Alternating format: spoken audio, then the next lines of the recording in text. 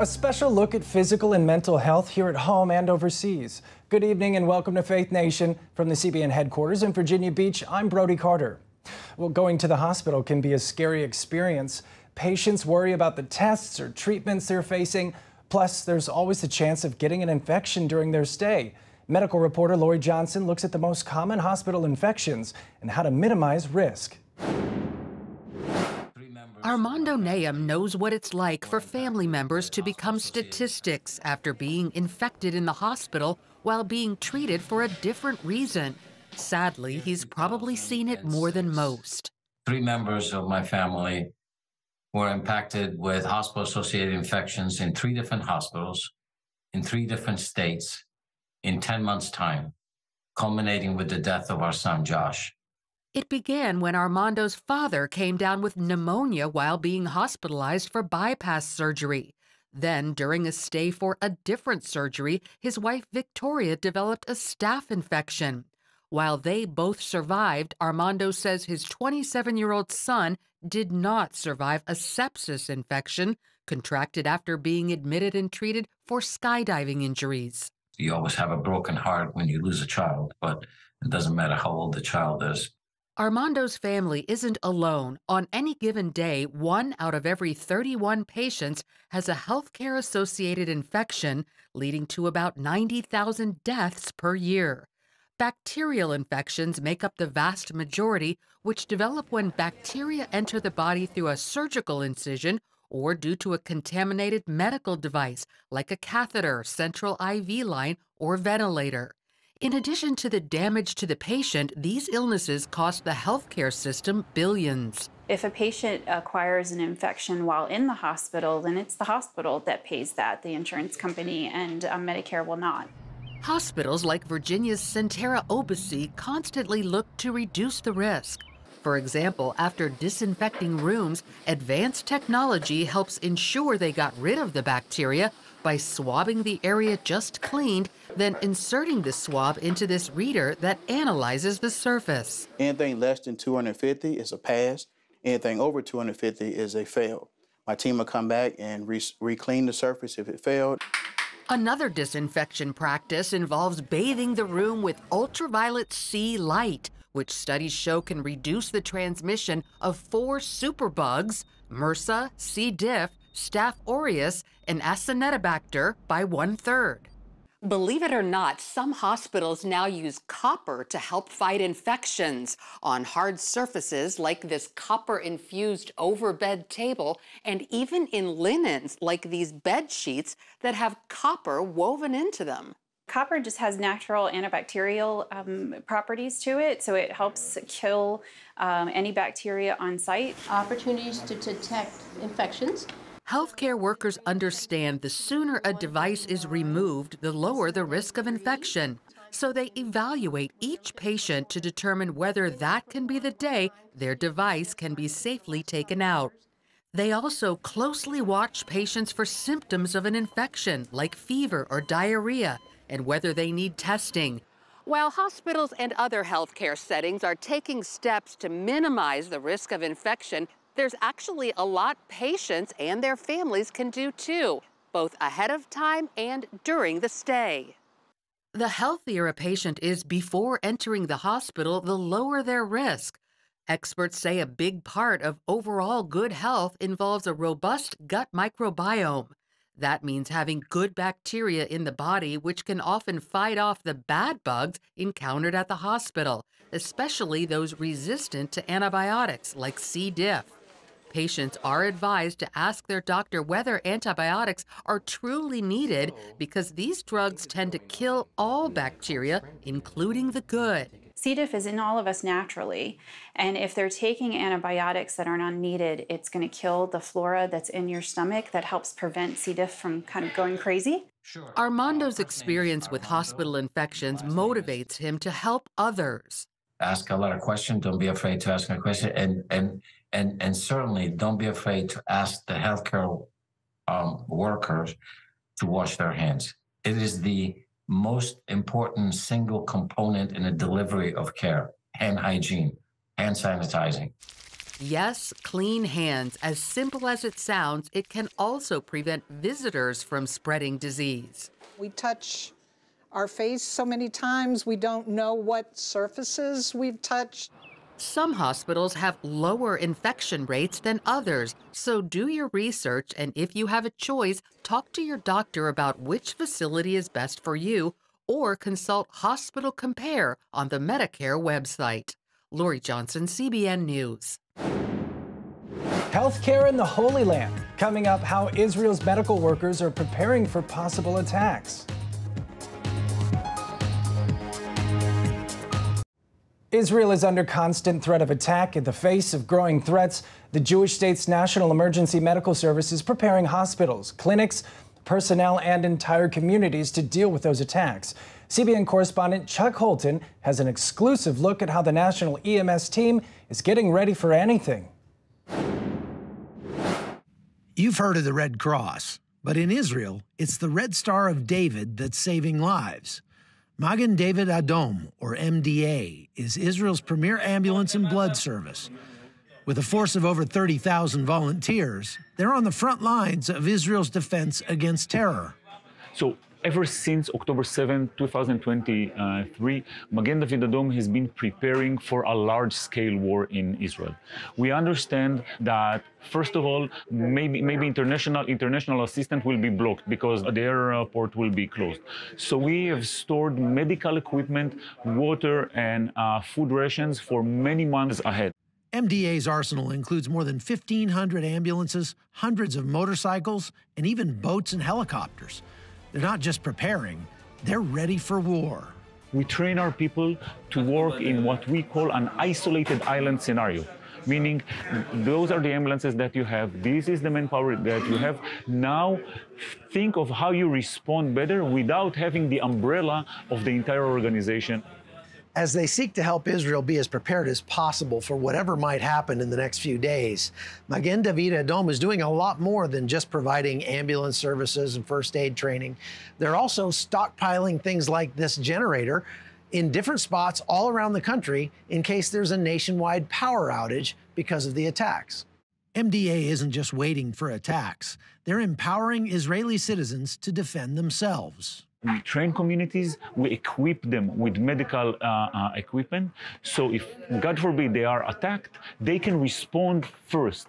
In the face of these threats, MDA is leveraging cutting-edge American technology to save lives. We are using AI features in order to send ambulances automatically without the intervention of a human, done very, very quick. We use a machine learning processes in order to predict where the next call will come from. And as Israelis watch the skies tonight, MDA is as prepared as it can get. We are in a standby, as nobody really knows what will happen. And we do understand that if Iran will retaliate from 5 different fronts, this might cause damage in a colossal magnitude. This might cause hundreds, if not thousands, of wounded. And this is why everyone are preparing. Chuck Holton, CBN News, Jerusalem. Are they protecting children or violating their privacy? A recent Florida law bans kids under 14 from social media. Will it backfire? That and more when Faith Nation returns. Protecting children online is one of the greatest challenges. A recent Florida law aims to limit the danger of addiction and shield them from harmful content. While some view the law as a blueprint for positive change, critics call it government overreach. I traveled to the Sunshine State for this story about online privacy. A first-of-its-kind law right here in Florida prohibiting minors from using social media. Now, proponents of the law say that it's a big win for protecting children, while others believe it's a threat to free speech and online privacy. Truly, these platforms are using addiction, not just for kids, but for adults, to keep us online, keep those eyeballs online as long as possible. So we do see other states looking at what we've done. We see the national conversation. Florida House Speaker Paul Renner calls social media the world's largest unregulated experiment affecting children. According to a Gallup poll, teenagers from 13 to 19 spend an average of 4 to 6 hours each day on social media. It also identified YouTube and TikTok as their favorite destinations. We do not want to have them on these platforms at a young age where many of your sexual predators now principally prey on children through social media. Renner played a crucial role in updating a law that now prevents Florida kids under 14 from using social media sites, especially those that customize what you see, allow content sharing, and include addictive features. However, teenagers aged 14 and 15 can still access these platforms with parental consent. You can have a kid in the house, safe seemingly, and then you have predators that can get right in there into your own home. You could be doing everything right, but they know how to get and manipulate these different platforms. When the law takes effect January 1st, online safeguards will be strengthened using age verification tools and tracking software to identify usage by minors. Companies that fail to comply could face fines of up to $50,000 per incident. The Attorney General has the ability to run a sting and put people online and see if they're allowed in, if there's any kind of due diligence to ensure their age. But based on the penalties that are there, including possible punitive damages, there's a big hammer in the case that they decide not to follow the laws they have not been following today. Florida parents have a stronger influence thanks to Patty Sullivan's group pushing the state's Parental Bill of Rights in 2022, which ultimately paved the way for the online protection law known as HB 3. We got the law passed. Now it's up to the parents.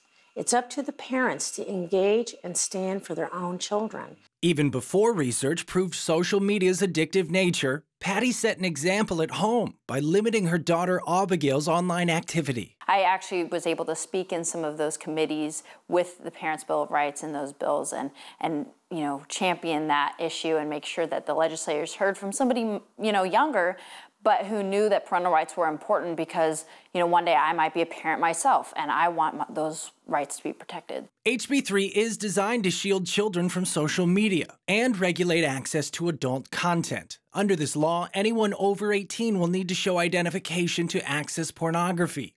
While it provides parents with some level of control, several organizations argue it curtails First Amendment rights and compromises online privacy. Major groups against the measure include the ACLU, which calls HB 3 a blatant government censorship bill.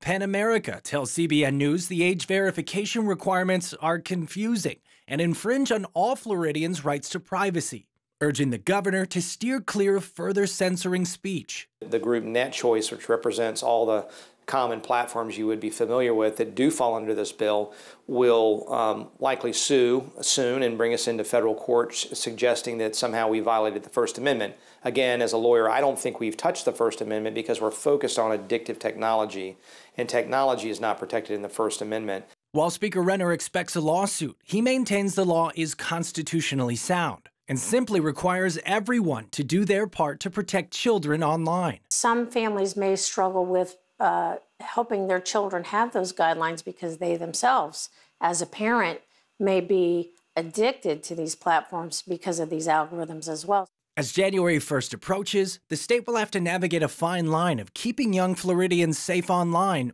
without government overreach. A positive result could serve as a blueprint for other states seeking to strike that delicate balance between protecting children and preserving freedom. Reporting in Palm Coast, Florida, Brody Carter, CBN News. In the lead up to the implementation of the law, Governor DeSantis has emphasized the importance parents play in keeping their kids safe online. Well, social scientists point to the rise of cell phones and social media as a major concern affecting teens' mental health. And a new study points to a big concern for younger children. It shows a correlation between too much tablet time and their temper tantrums. CBN's Jenna Browder has more. This study was done by JAMA Pediatrics and shows the more tablets kids use, the more angry and frustrated they feel. I would say it's not at all surprising, as any parent with a small child has probably discovered this themselves. Researchers surveyed 315 Canadian parents with kids who were 3.5, 4.5, and 5.5 years old. During those 2 years of development, when weekly tablet use went up by just 30 minutes a week, anger and frustration went up too. There is no question in my mind that handing a tablet to a small child is a formula for disaster down the road, because you're learning, the child is learning to soothe themselves or placate themselves by looking at a screen rather than dealing with the difficult emotions. Melissa Henson with the Parents Television Media Council points to another recent study from Denmark that recommends parents cut screen time down to 3 hours a week. What they're finding is that the kids that are limited to 3 hours a week on screens are much more emotionally healthy. They're more settled. They're less prone to anxiety and depression, some of the other mental health challenges that we are seeing that seem to go alongside excessive screen use. Warning signs to look for in kids include losing interest in other activities, difficulty sleeping, and attention problems. For parents who see this happening, it's a good idea to rein in screen time. And often, it starts with parents putting boundaries on their own use. The big takeaway is not to eliminate tablets altogether, but to limit the time kids have on them, and perhaps most importantly, to not use them as a pacifier when a child's upset. Jenna Browder, CBN News. Imagine being suddenly struck with colitis and winding up in a wheelchair. When we come back, how diet helps save a man dealing with that exact scenario. 2 years after a sudden and severe bout with colitis, a young Jordan Rubin had lost 80 pounds along with the ability to walk. Then, a miracle. In just 3 months, he went from a wheelchair to working out. As medical reporter Lori Johnson explains, diet made all the difference. While serving as a Bible camp counselor, Jordan Rubin became suddenly ill with an inflammatory bowel disease so severe it eventually caused him to lose 80 pounds and the ability to walk. I didn't understand how a young man who was living for God, I didn't do all the normal things that people do at college. I was ministering to people. I wanted to go into ministry. And here I was, having a fate that I considered worse than death. After being diagnosed with Crohn's colitis, Jordan saw dozens of doctors over a 2-year period. Then he met gastroenterologist Joseph Brasco. It was curious to me that he didn't really seem to have any good response to anything. That changed, however, when Dr. Brasco helped Jordan adopt a diet to help balance his gut microbiome. That's the ecosystem of good and bad bacteria in the intestines that scientists have discovered can have wide-ranging health implications. The key for Jordan was to follow a diet putting lots of good bacteria called probiotics and other healthy foods into his system, while staying away from items that led to the growth of bad bacteria. 12 weeks after I started this plan, I went from 100 plus pounds in a wheelchair to 170 pounds on my 21st birthday, working out on the beach. Now, years later, the two are sharing the plan that turned Jordan's life around in the book, The Probiotic Diet. When I was healed, I knew that God had now purposed me to share this message of health and hope with his people all over the world. The diet is for people struggling with all kinds of digestive problems. Fatty liver, diverticular disease, certainly irritable bowel, chronic constipation, chronic diarrhea. These are the kind of bread and butter conditions that we see in the office here. And I do believe that these are greatly improved with, if not completely eradicated, with a diet like the probiotic diet. It begins with taking a daily probiotic supplement, then moving to consume the various foods and beverages containing these healthy bugs.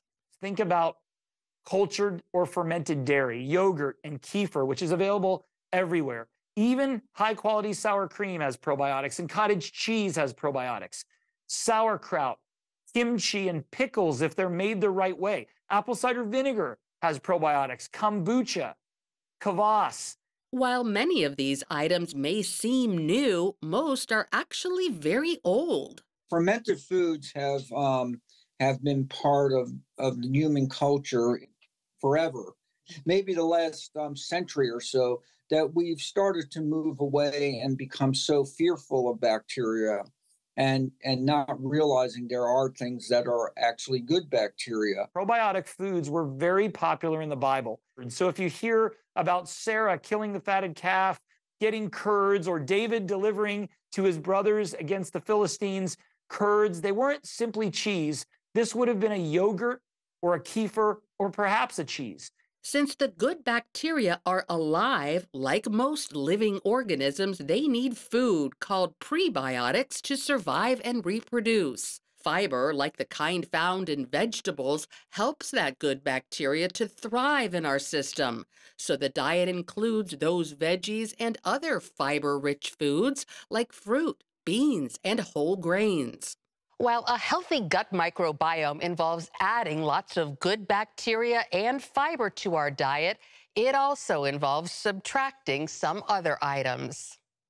Those include processed foods and sweets, which can lead to a bad bacteria takeover. We've had many people, and they come in with chronic GI disorders, and we say, look, just get rid of sugar, and please don't add sugar substitutes.